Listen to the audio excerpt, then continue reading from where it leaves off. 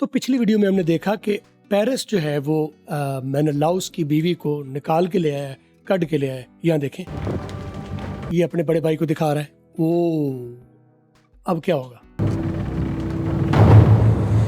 वो उसे घूर के देख रहा है कि क्या होगा। वो तुमने क्या जुल्म कर दिया, जिसके यहाँ हम मेहमान बन के गए थे, तुम उसकी बीवी कट के ले आए हो। और वो भी पीछे से उन्होंने भी संभाल कर लिया मेनेलाउस ने।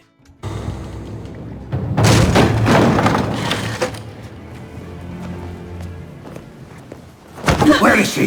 और उसको उसने गले से पकड़ लिया, उसकी आया को, जो उसकी असिस्टेंट थी, उसकी कनीज थी, इसकी क्वीन की।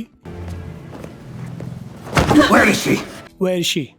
Where, क्या बोल रहा है? Where is she?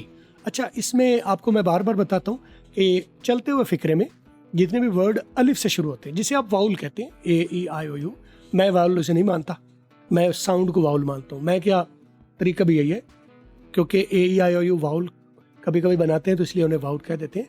असल उसूल है आवाज़ का। अगर आवाज़ वाउल है, और क्या वाउल आवाज़ होती है? आपका अलिफ या आइन, हमजा अलिफ आइन, तो अलिफ से जो लफ्ज़ शुरू होते हैं वो वाउल होते हैं। तो ऐसी सूरत में जो लंबे फिक्रे में अलिफ से स्टार्ट होने वाले जो वर्ड्स हैं ना, उन्हें आपने पिछले वर्ड के साथ मिला के बोलना है, अलग नहीं बोलना। वेयर इज़ नहीं बोलना, वो गो के बोलने में कोई मजायका नहीं है, बोल सकते हैं, लेकिन वो स्पोकन फ्लुएंट नहीं रहती, वो ब्रोकन हो जाती है, या आप ठहराव के साथ बोलना चाह रहे होते हैं। तो हम तो जब हम फर अंग्रेजी की बात करते हैं तो हम फ्लुएंट की बात करते हैं, वो वेल कनेक्टेड होते हैं, स्पीडी नहीं होते, वेल कनेक्टेड होते हैं। वेयर इज शी की बजाय where is she. Where is she, किधर है वो? Where is she? कहाँ है वो? Who, my king? Who, my king? कौन मेरे बादशाह? किसका पूछ रहे हैं मेरे बादशाह? Who, my king? अब मेरे बादशाह आप किसका पूछ रहे हैं? कौन किधर है? Where is she? Who, my king? I swear by the father of the gods. I swear by the father of gods. I swear, मैं सिर्फ देवताओं के नहीं, उनके बाप की कसम खा के कहता हूँ। मैं वो पत्थर हमारे जो ना देवता, उनकी नहीं, उनके बाप की कसम खा के कहता हूँ। I swear by the father of the gods. Who, my king? I swear by the father of the gods. I will cut you here if you don't tell me!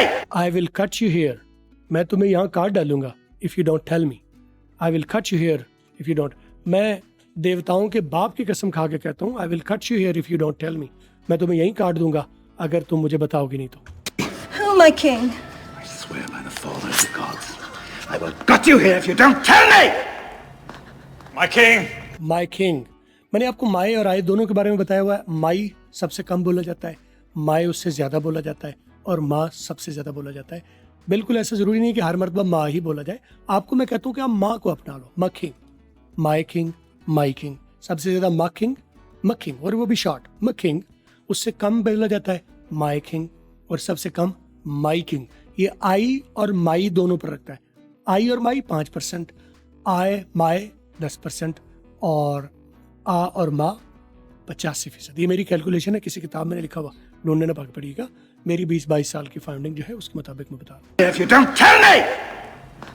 My king! My king. She left with the Trojans. She left with the trojans. She left, वो रवाना हो गई है, वो चली गई है। With the trojans, try वालों के साथ। वो जो ट्राई वाले मेहमान हमारे आए थे ना, हेक्टर और पेरिस, प्रियाम किंग के बेटे हमारे पास जो आए थे, she left with the trojans, वो उन ट्रोजन्स के साथ रवाना हो गई है। She left with the Trojans.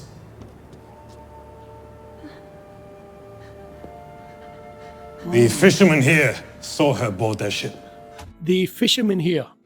अच्छा, द फिशरमैन होना चाहिए, दी बोल दिया। कभी कभी स्ट्रेस डालना होता है, या बड़े वसूख से बात आपने करनी होती है, तो फिर दा और दी का उसूल उल्टा कर देते हैं। वैसे फिशरमैन के साथ दा लगना चाहिए, द फिशरमैन, लेकिन उसने दी बोला। वसूख के साथ बात ही वो कहना चाह रहा है। The fishermen here saw her board their ship. The fisherman here, ये जो फिशरमैन, जो ये यहाँ हमारे पास माहीगीर है, ये आया खड़ा। सौहर, उसने देखा उसे। साहर, इस फिशरमैन ने उसे देखा, उसको, आपकी खातून को, बोर्ड देयर शिप, उनकी शिप पर चढ़ते हुए। द फिशरमैन हियर सौहर बोर्ड देयर शिप। ये जो मछेरा है, इसने आपकी बीवी को या मलिका को, हेलन को, साहर बोर्ड देयर शिप, उनकी कश्ती पर उनके शिप पर चढ़ते हुए देखा। The Trojans. ट्रोजन्स के साथ चली गई वो, या ट्रोजनों से ले गए। With the young prince, Paris. With the young prince Paris, she, जो नौजवान शहजादा था ना पेरिस, उसके साथ वो आगे फिक्रा मुकम्मल नहीं करने दिया, वो उलझ गया। With the young prince, Paris. बस करो, इतनी मुझे समझ आ गई। With the young prince Paris she, यानी लेफ्ट। Prince, Paris.